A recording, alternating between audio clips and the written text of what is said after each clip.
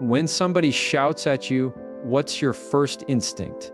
For most people, it's to shout right back. It's almost reflexive. You feel that surge of adrenaline, your heart races, your chest tightens, and before you know it, your voice has climbed right up to theirs. Why?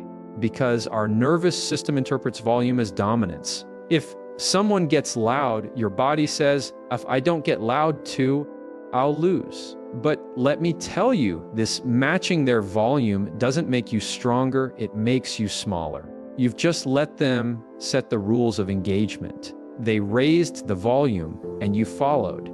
You've entered their arena playing their game. And that game, it only has one outcome: escalation. Nobody wins in escalation. One person leaves angrier, the other leaves exhausted, and both feel unheard. Confidence isn't about being the loudest voice in the room. It's about being the most grounded. Think about that.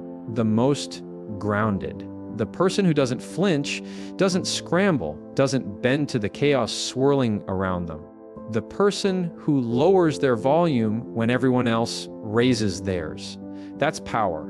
Have you ever been in a meeting where everyone's arguing, talking over one another, the room buzzing like a swarm of bees, and then one single person, lowers their voice, slows down, and calmly says, "Hold on, let's take this one step at a time." Suddenly, the whole room quiets. Why? Because calm is contagious. Calm is magnetic.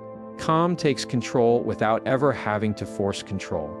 Now let's go deeper. When you refuse to match their volume, you communicate 3 powerful messages without saying a single word. First, you tell them, you don't control me. Your volume doesn't dictate my response. You can scream, you can flail, you can raise the roof with your anger, but I won't bend to your storm. I decide my tone. That's leadership. Second, you tell them, I don't need to fight you to be heard. People shout because they think it's the only way to grab attention. But when you stay steady and measured, you show them attention can be earned, not demanded. You earn it through clarity, not chaos. Third, you tell them, I value the conversation more than the competition. That changes the whole dynamic. Instead of 2 people wrestling for control, it becomes 1 person standing firmly in peace. And peace, my friends, has a power most people underestimate. So how do you do this in practice? How do you actually keep your cool when someone is yelling in your face? Here's the secret: pre-preparation beats adrenaline. You've got to train your nervous system before you're in the storm. When you feel yourself heating up, your voice wanting to climb, here's the move: pause. Literally pause. Breathe in through your nose. Drop your shoulders. And intentionally speak slower, softer, steadier. It will feel unnatural at first. Everything inside you will want to rise up and match their energy. But let me tell you, your energy doesn't have to match theirs, it has to master theirs. And mastery doesn't come from noise, it comes from presence. So next time you're pulled into a shouting match, remember, don't match their volume. Match their presence. Let your calm be the loudest voice in the room. Here's something most people never realize. Every conflict has a thermostat. Every argument, every shouting match, every heated exchange, it all has a temperature. And in most cases, the person shouting is trying to crank that thermostat all the way up. They want the room boiling, because if it's boiling, logic gets drowned out by emotion. They want you rattled. They want you flustered. Because if you're flustered, they've got control. But here's the truth: the person with the real power in a shouting match isn't the loudest. It's the one who owns the thermostat. The one who decides whether the room stays calm or whether it overheats. And here's the beautiful part: you always have a hand on that dial. You might not feel like it when emotions are flying, but you do. Think about a parent with a screaming toddler. If the parent yells back, what happens? The child screams louder. The temperature shoots up. But if the parent stays calm, lowers their tone, and responds with steadiness, eventually the child regulates. Why? Because energy is contagious, and the strongest energy in the room wins. Now take that same principle into the workplace. Imagine your boss is red in the face, voice raised, frustration spilling out. You feel your own chest tighten. Your brain screams, fight back or fold? But what if, instead of snapping or shrinking, you became the thermostat? You kept your voice measured, your face calm, your words clear. The energy shifts, maybe not instantly, but it shifts because calm is gravity. It pulls the chaos back down. Let me make this practical. Here's a phrase you can use when the temperature starts to rise. I want to understand what you're saying, but I can't while we're both heated. Let's slow this down. That sentence does three things at once. It acknowledges their feelings, it names the temperature, and it invites a reset. It's not aggressive, it's not passive, it's directive. Another practical tool, physical posture. When a shouting match breaks out, people tend to lean in, puff up, square off. That's body language for combat. Instead, you lean back slightly, keep your hands open, and nod subtly. That body language tells the room, this isn't war. This is communication. And just like that, you've adjusted the thermostat. Now let me tell you a story.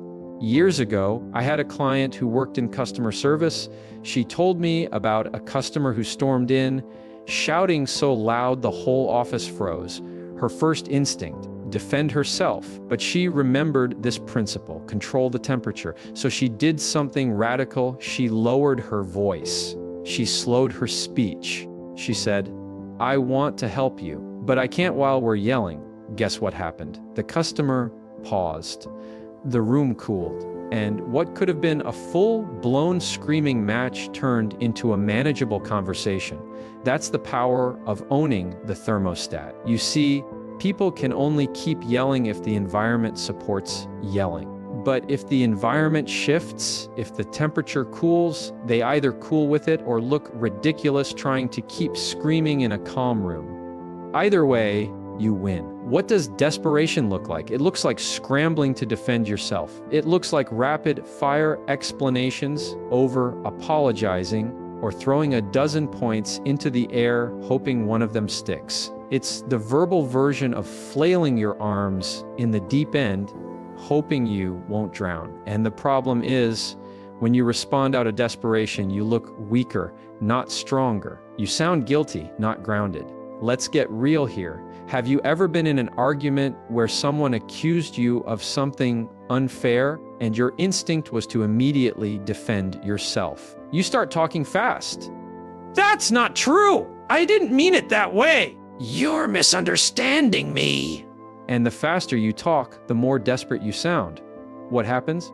The other person feels justified in yelling louder because in their eyes, you're already on your heels. But what does clarity look like? It looks like pausing, breathing, choosing your words with precision instead of panic. It looks like saying fewer words with more weight. Instead of a flood, it's a steady stream. Instead of throwing darts wildly, it's aiming one arrow directly at the target. Let me give you an example. Imagine someone yells, "You never listen to me!"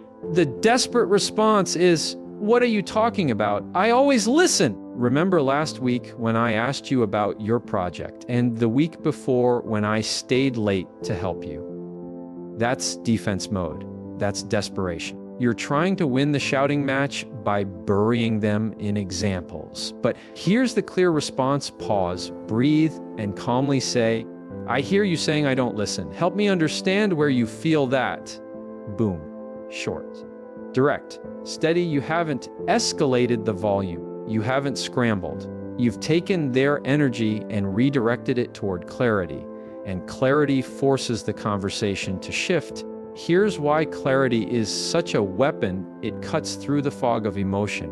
When people are shouting, they're often not even clear on what they're shouting about. Their words are fueled by adrenaline, not precision.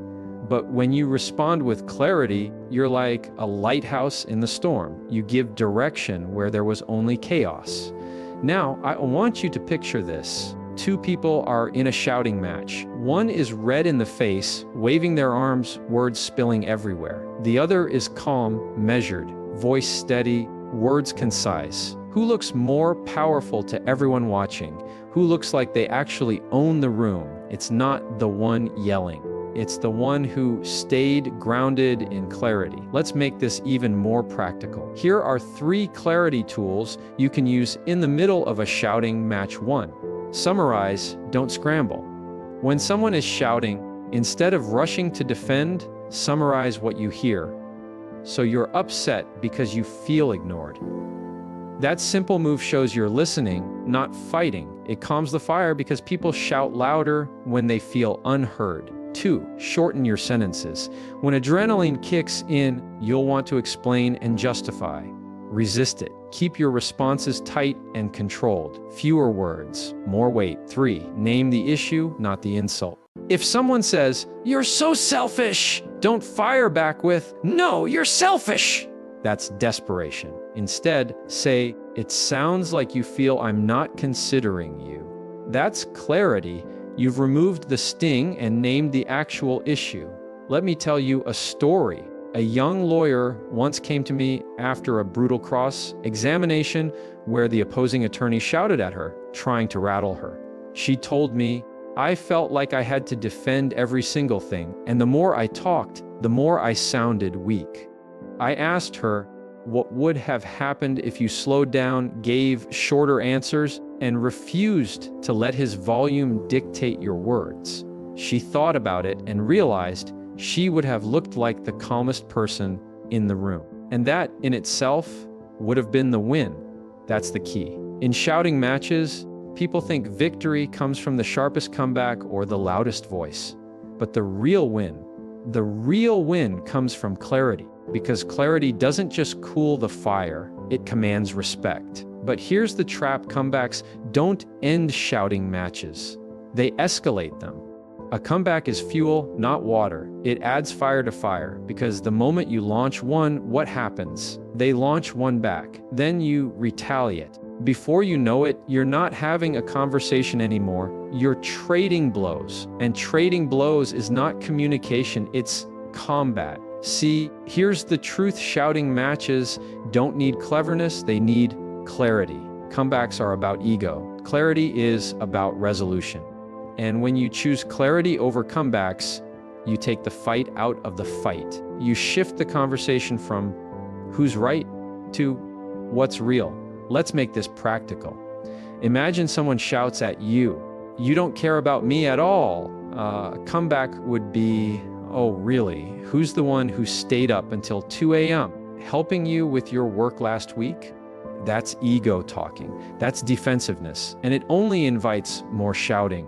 But clarity sounds like this: "You feel like I don't care? Tell me why." See the difference? One invites combat, the other invites conversation. One fuels the fire, the other redirects it. Clarity isn't about rolling over. It's not about letting someone steamroll you. It's about refusing to fight battles that can't be won. Think about it. When has a shouting match ever ended with someone saying, "Wow, that comeback you threw at me was so clever. You're right, I'm wrong"? Never. It doesn't happen. What ends a shouting match is someone refusing to play the game, and clarity is your way out of the game. Now, let's go deeper. Why do we love comebacks so much? Because they feel powerful. They give us a rush. But that rush is short-lived. It's like junk food for the ego. Tastes good in the moment, leaves you weaker in the long run. Clarity, on the other hand, is like fuel. It sustains. It strengthens. It leaves you standing taller even after the storm has passed. Here's a phrase you can use instead of a comeback. Let's focus on the problem, not the insults. Simple, direct, disarming. It takes the sting out of the air. Or, "I hear your frustration, but I need to know the facts." Again, short, clear, redirecting. Let me give you a story. A woman once told me about a shouting match she had with her teenage son. He yelled, "You're the worst mom ever!" Her instinct was to snap back. "Well, you're acting like the worst son ever!" That would have been a comeback, but instead, she paused. She took a breath. And she said, "You're upset. Help me understand why you feel that way." The temperature shifted, the yelling slowed, Clarity replaced combat, and instead of ending the night with slammed doors, they ended it with an actual conversation. Now, here's something I want you to write on the walls of your mind. Clarity disarms. Comebacks inflame. That's the rule. If you're tempted to throw a jab, stop. Ask yourself, is this about me looking clever, or is this about us finding peace? 9 times out of 10, it's ego. And ego doesn't solve problems. It just creates more of them. So the next time someone comes at you with full volume, remember, you don't need the perfect comeback. You don't need the witty one-liner. You need clear, steady words that bring direction. You need clarity that cuts through the fog, because shouting matches aren't won with sharp tongues. They're won with calm minds. When someone is yelling, accusing, or throwing every ounce of their energy into escalating a fight, it's easy to forget the real purpose of your response. You get so caught up in defending yourself, proving your point, or firing back that you drift completely off course. And once you're off course, they've won, because the fight is no longer about the issue. It's about who's louder, sharper, quicker. But when you decide to redirect the energy back to your message, you reclaim the steering wheel. You say, I'm not here to be dragged into your storm. I'm here to anchor myself in my truth. That's the skill most people never learn, staying on message. Imagine it like this. You're holding a torch in the middle of a dark room. Every time they yell, they're trying to blow out your flame. Every time they interrupt, they're trying to knock it from your hand. But your job isn't to swing at them or waste energy trying to block every move. Your job is to keep the flame alive, to keep lighting your own words. And when you do that, you stop playing their game and force them to face yours. Now, how do you do this in practice? You do it by creating what I call a verbal anchor. It's a simple, short statement that captures the core of your message. And no matter how many times they try to spin, twist, or derail the conversation, you keep coming back to it. Think of it like a compass that always points north. For example, I want to be spoken to with respect. That's your anchor. They can rant for 5 minutes, throw 10 accusations, and you don't bite. You breathe, you listen. And when it's your turn, you calmly say again, I want to be spoken to with respect. You're not matching their energy, you're redirecting it. Here's what happens when you stay anchored. Their energy eventually collapses, because shouting without payoff is exhausting. Think about it. Most people shout because they're fishing for chaos. They're looking for that emotional payoff of dragging you in. But if every single time you bring it back to your message, you cut the supply line. You starve the fire of oxygen. And when the fire has no oxygen, it burns out. Not because you fought harder, but because you stood firmer. This is the power of not being moved. You're not ice cold, you're not passive, and you're not shutting down. You're focused. And focus is magnetic. Imagine someone yelling at you at work, trying to derail the conversation. And instead of snapping back, you say calmly, I hear your frustration, but I'm committed to finding a solution. They raise their voice again, throw another insult. You repeat, I hear your frustration, but I'm committed to finding a solution. Now, what just happened? You refused to make their chaos the center of the conversation. You redirected the energy back to the core, solving the issue. That is leadership. That is composure in action. And let me tell you, this isn't just about winning arguments, it's about training people.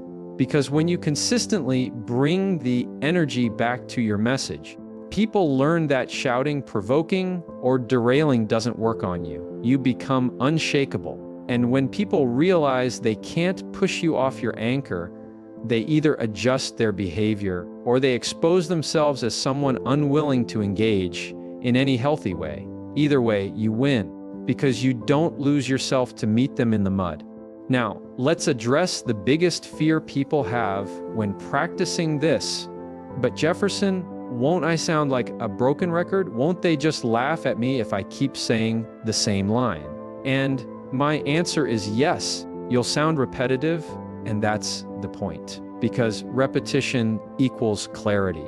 When your words are consistent, you stop being noise and start being undeniable. You're not playing their game of constant shifts. You're holding your ground. And trust me, the moment they realize you won't move, the power dynamic flips. You're no longer reacting to them. They're reacting to you. Think about it like this. In every conversation, you're building a classroom. They can either learn respect inside that classroom or they can leave. But you don't change the rules of the classroom to make them comfortable. You don't lower the standards so they can keep misbehaving. No, you stand by the rules. You make them clear, you enforce them consistently, and eventually, even the loudest disruptor realizes they can either adjust or exit. This is what people often miss. You're not just shutting down chaos in the moment. You're building a long-term reputation. You're teaching people not only how to treat you, but how to see you. When you hold boundaries, when you keep redirecting back to your message, when you refuse to be dragged into the mud, you create an identity in their mind. This person is unshakable. This person demands respect. This person doesn't bend to noise. And once people see you that way, they stop trying to test you the way they used to. Now, let's be real. Teaching people how to treat you takes courage, because it will cost you some people. The ones who thrive on manipulation, who rely on shouting, who only feel strong when you feel small, they may walk away when their tactics stop working. And yes, that will hurt. But remember this, losing people who thrive on chaos is never a loss. It's a graduation. It's you stepping out of survival mode and into self-respect. And the people who remain, the ones who adjust, who respect the boundaries, who rise to the standard, those are the relationships worth building. So the next time someone tries to bait you into shouting, remember this, every reaction is a lesson. Are you teaching them that chaos controls you? Or are you teaching them that calm clarity wins every single time? The choice is always yours. And here's the closing truth I want you to walk away with. You are not powerless in conflict. You are not at the mercy of whoever yells the loudest. You are the thermostat, not the thermometer. You set the tone. You set the boundary. You decide the lesson. And when you teach people how to treat you, not with force, not with fear, but with calm consistency, you don't just win arguments. You build a life where respect isn't begged for. It's expected. So let the shouters shout, let the noise rise. And while they waste their energy, you hold yours. You stand firm, anchored, clear. Because at the end of the day, the loudest voice doesn't win. The most grounded one does, and that can be you starting today.